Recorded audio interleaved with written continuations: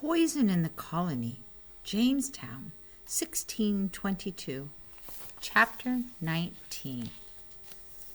The long days of summer shorten into fall. The tobacco harvest is finished, and the large, fragrant leaves hang in the barns to cure. Some nights are cool, and the insects keep quiet. Then it turns warm again, and the crickets and cicadas keep up their chirping nearly all night. I harvest the pumpkins from our garden and put them under my parents' bed. That's where they will stay until the dead of winter, when hot pumpkin soup will keep us fed. The next time I see Angela, she is dressed in English clothing and her arms properly hidden under long sleeves, though she still wears her indigo head wrap. Sometimes she chats in her own language with other Africans like Anthony and Isabella, and I am amazed at how quickly she is learning English. An interesting thing happens to the music played in Jamestown in the evening after work is done. The African men build drums in much the same way the natives build them, with deerskin stretched over the wooden frame. The rhythms they play are quick and cheery and complicated, and when a group of musicians comes together to play, the Africans join in. The African women dance with their arms flying and hips keeping time. When we gather to listen and watch, I feel like I'm flying as well. When I see Angela dance this way, I hope that just for a moment she feels like she is back home in Jongo. Now, we have another wedding with John Rolfe as the groom. He marries the Pierce's daughter, Jane. Angela helps Mrs. Pierce gather fall flowers to decorate the church. Whenever Angela is not working, she is with Samuel. They go digging for clams and mussels together and go berry picking together. He even comes to help her with her work after he leaves the fields for the day. There is a sparkle in his eyes whenever he talks about her. I'm not the only one who's seen the sparkle. Cicely has not yet accepted a proposal of marriage because she still has been hoping that Samuel will choose her as his wife. She is furious about his new companion. One day, I hear her gossiping at the well. She's married, and since she is a Christian, it must have been a Christian marriage, so she can't marry again unless her husband dies, and she'll never know if that happens.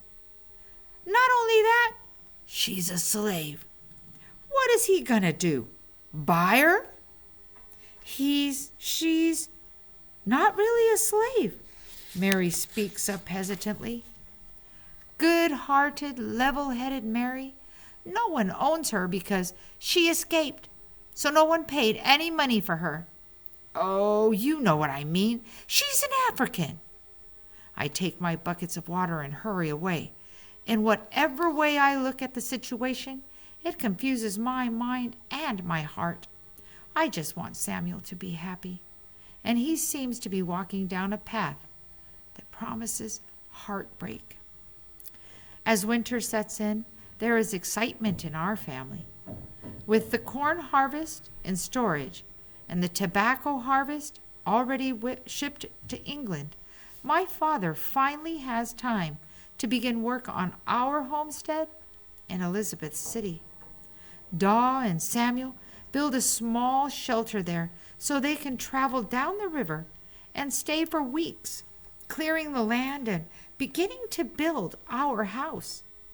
When they are gone, I miss them both, and I still don't like the idea of us moving. But when they come back each time so enthusiastic with reports of their progress, I am happy for them, and some of their excitement rubs off on me. Alice is becoming more of a help, and Catherine is growing strong. My father says he is building a house with not just one room, like our cottage, but with an actual bedrooms separate from the kitchen. This seems very strange to me, though I know this is how the fancier houses, like those of the noblemen, are built. Daw says that when more brothers and sisters come along, we'll need more space. At least during the winter, there are no new ships carrying colonists. We simply settle in to feed those of us who are here, stay warm, and as long as the ground is not frozen, bury those who die. One Sunday afternoon in February, I go to see what Bermuda is doing. He has 2 piles of stone on the ground in front of him, where he sits in the cold sunshine near his cottage. Next to him is an earthenware jar. "What are you doing?" I ask. "Counting ships," he answers. I sit down in the dirt with him. "Are you pretending that those stones are ships?" Bermuda shakes his head. "They represent the ships that have come to Jamestown since I started counting." "When did you start counting?" I asked. "About 2 years ago." "Here, this pile is 1618, he says, and neatly separates 6 round stones.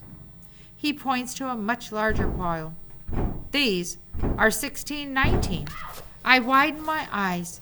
"No wonder it feels so crowded around here," I say. "Did you count them yet?" 14, he says. 14 ships with 1,000 new colonists. My father says there's too many. I feel slightly dizzy. I remember my dreams of ships and the feeling of too many ships coming to Jamestown. I wonder how many they'll send this year, I say.